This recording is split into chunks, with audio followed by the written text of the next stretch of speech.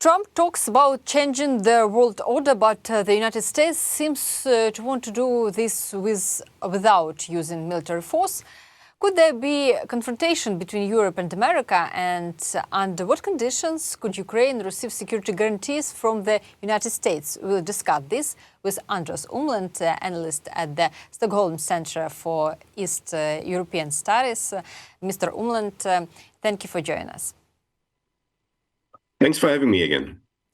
So Trump said there is no war with Venezuela, but he didn't rule out another military operation. How do you see the current situation in the relations between the United States and Venezuela?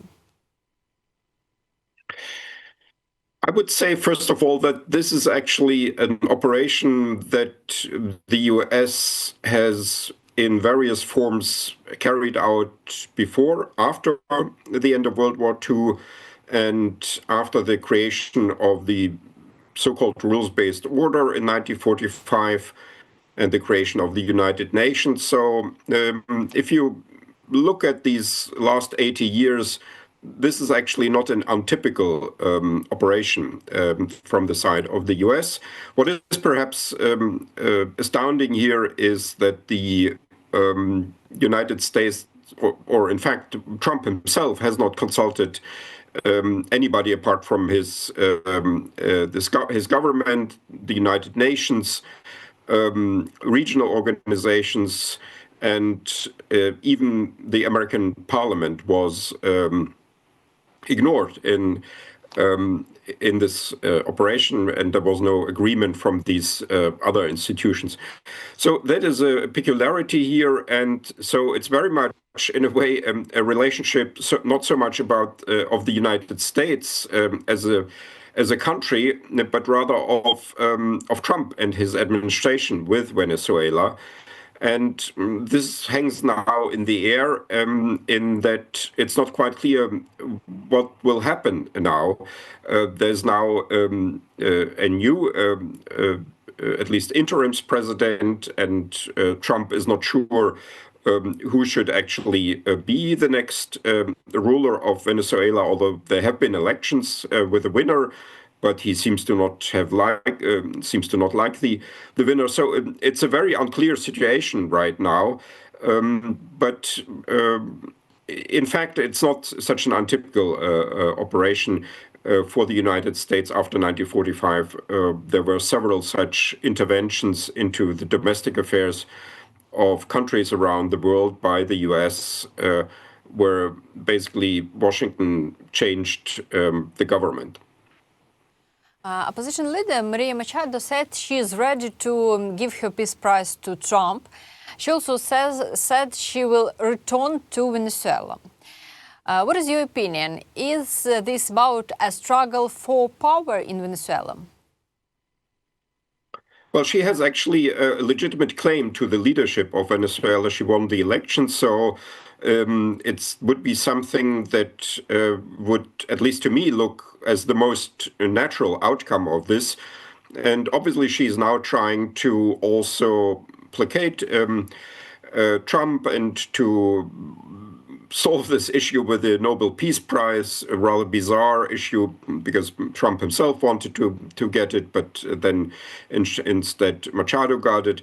So now we are in this unclear situation, and this all seems to me to point to a general problem with this administration, that the competence of this administration in international affairs is not very high, and there may have been not much thinking actually in the Washington about what actually happens after you get Maduro and how you then proceed actually. And so everybody's now guessing what will be the next step of Washington.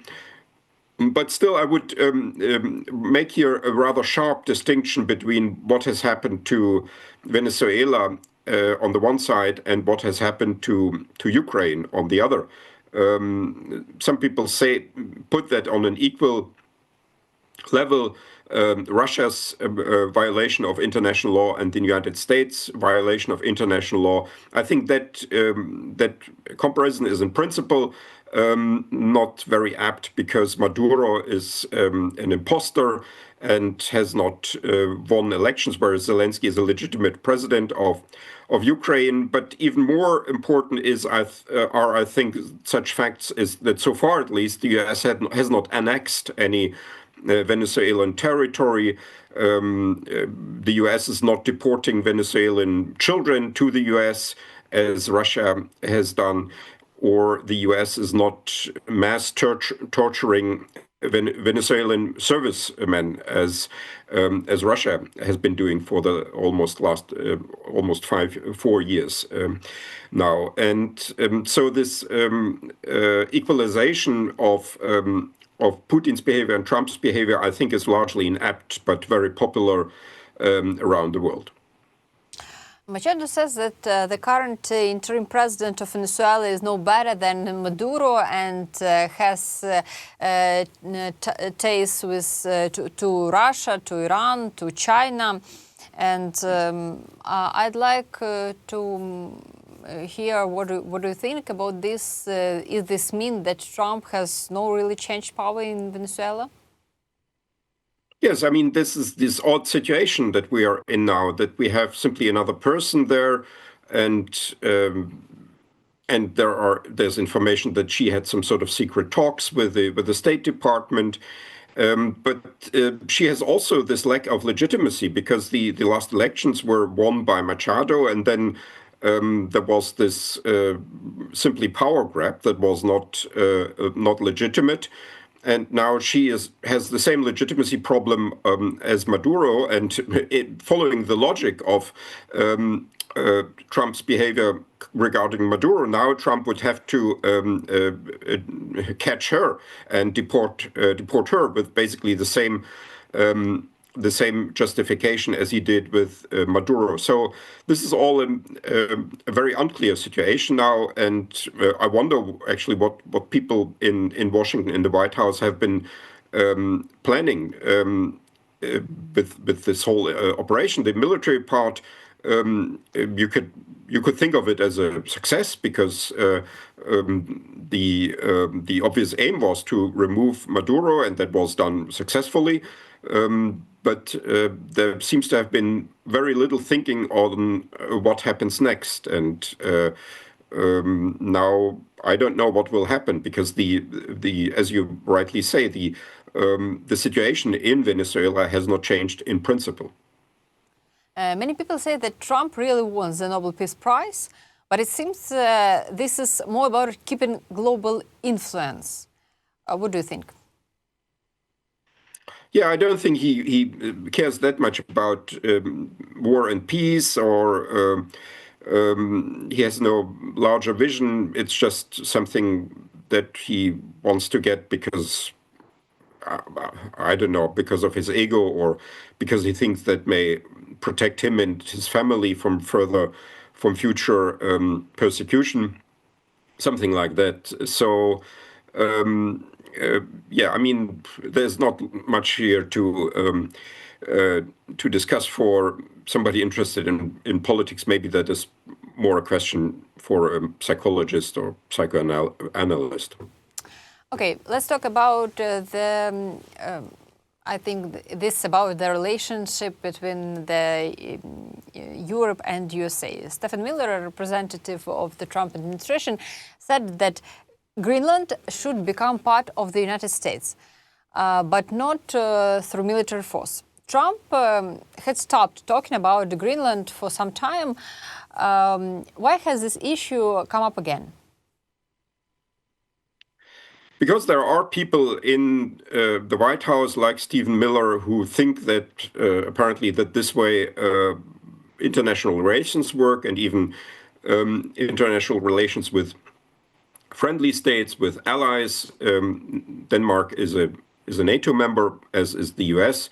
So this is a rather bizarre conflict that is now emerging within NATO, with an ally of the US, which has been one of the most disciplined and pro-American allies of the US, and is now alienated with this strange sudden idea of annexing Greenland. This all sounds scary and indeed like a scandal and potentially very destructive for the international order. But somehow I cannot believe that this will really happen because for a full-scale annexation, there would have to be first some sort of military operation, and because Denmark obviously will not give away this land, and then also the institutions, the other institutions of the US would have to agree with something like that. So I don't think it will go very far. So it's just a nuisance, I would say, for now. Although one should not underestimate perhaps the determination in Washington, in the White House, and also the obvious lack of planning and of rationally thinking through such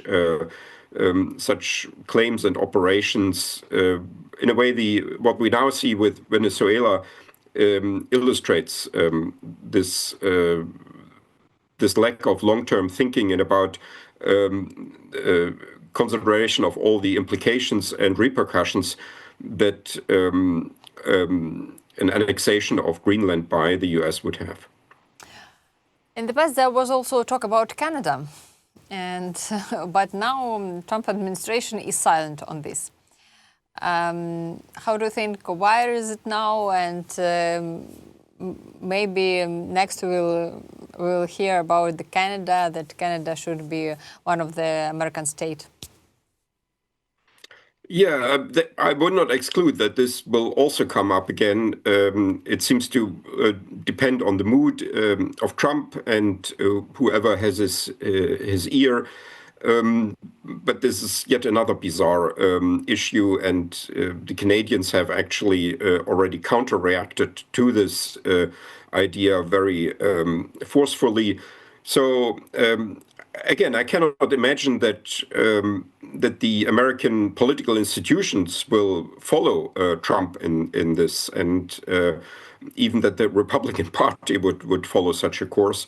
And we should not forget that, I mean, the US so far at least remains a democracy with a division of power and rule of law, civil society, and so on. So all of these strange actions and ideas that we are seeing now, I would so far at least regard as exceptions and as not indicative of long-term trends, or indicative perhaps in some ways, yes, let's say the reorientation towards the Pacific sphere and the Western Hemisphere.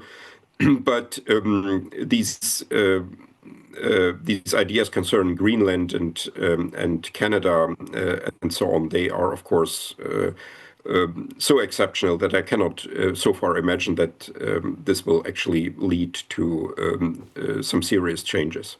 But you know, Keir Starmer supported Denmark and said that Trump's plans regarding Greenland are unacceptable. Could there now be tension between the United States and Europe? Well, there is already tension. Many countries have already expressed their support for Denmark, and this is now already a problematic issue. But so far, it's all remains in the realm of rhetoric. And as I said, if Trump really starts to take action, I would think there will be also some internal sort of resistance to it, because that would be such a rupture in the U.S. foreign policy, and such a scandalous violation of the rules of international order, that I cannot imagine that this will simply go through. Okay, I'd like to return for one question to Venezuela, and Maduro was captured quite easily.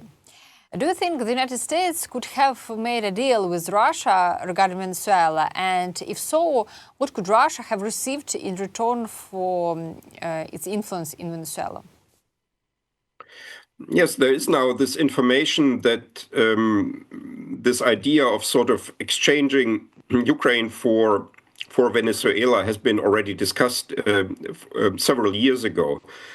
And now it looks as if we look at what happened over the last year, as if something like this is now actually materializing.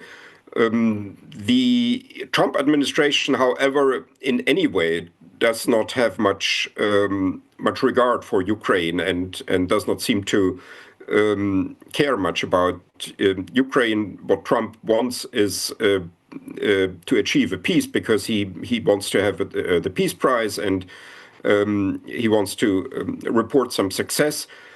But there's very little regard for the actual interests of Ukraine, and also a forgetfulness concerning the responsibility that the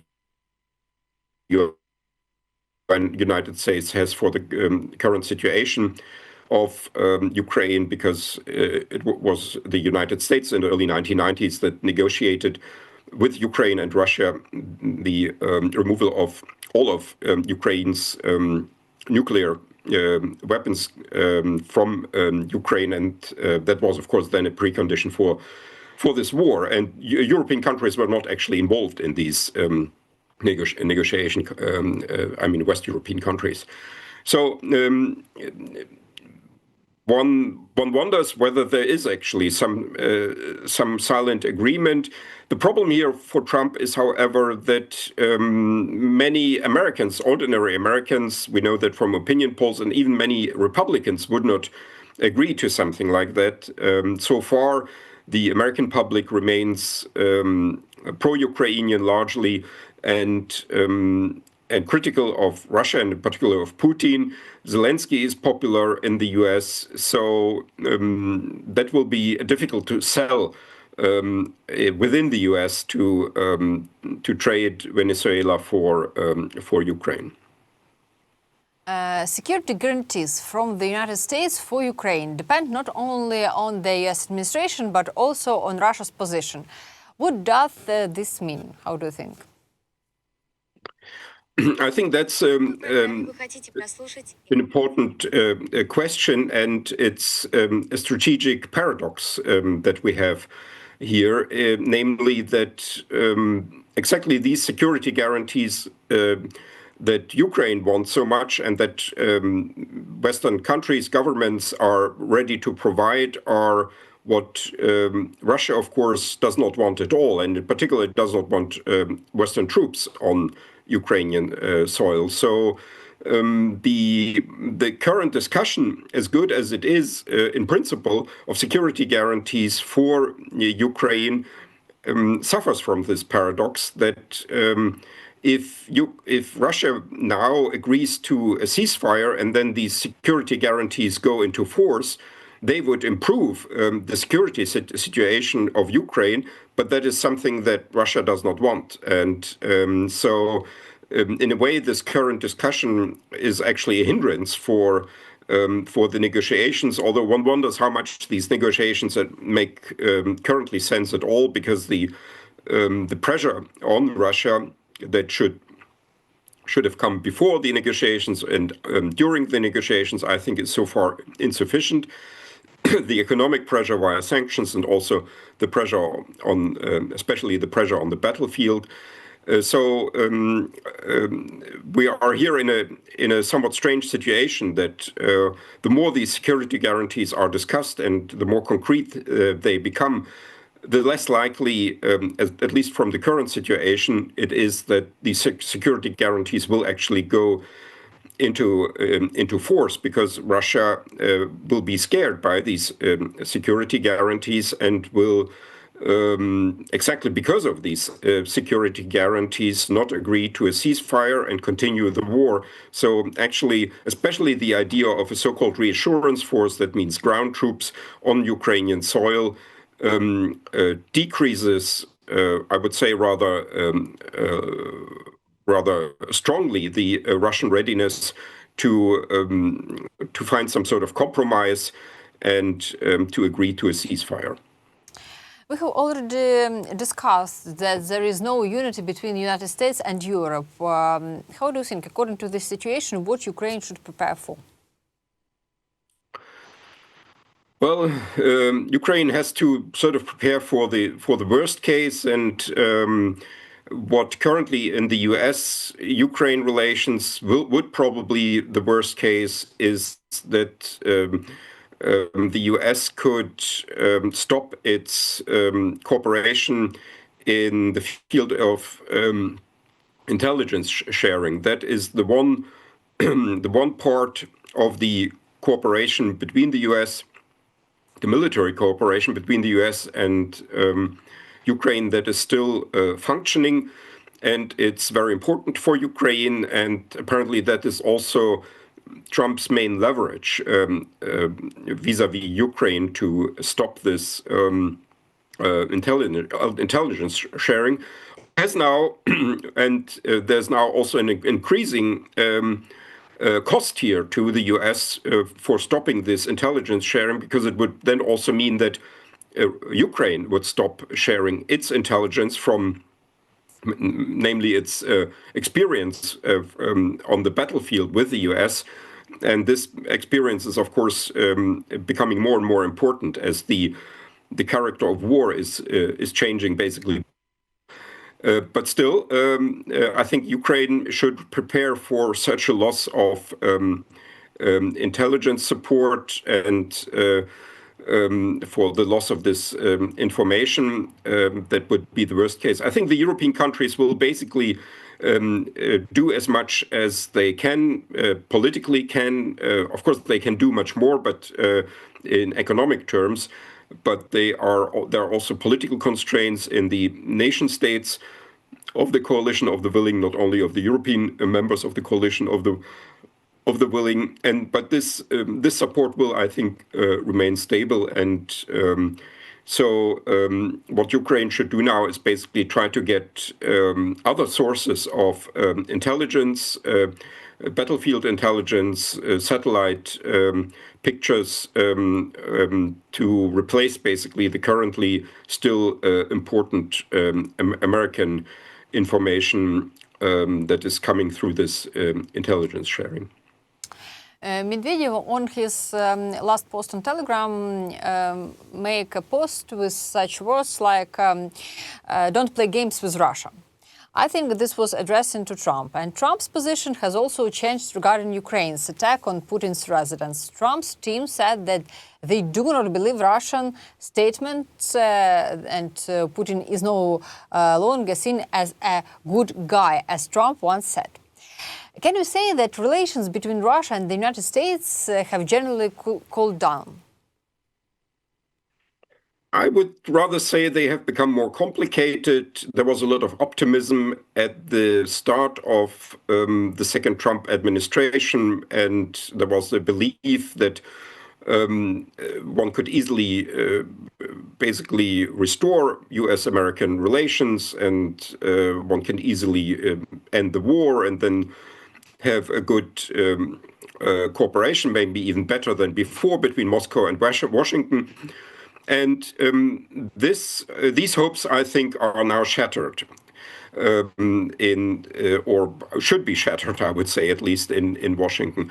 What has not happened, however, is a fundamental change of the course in 2025 of Washington. There is still this sort of understanding, or actually it's a misunderstanding, or pretend to have empathy and understanding for Putin, and this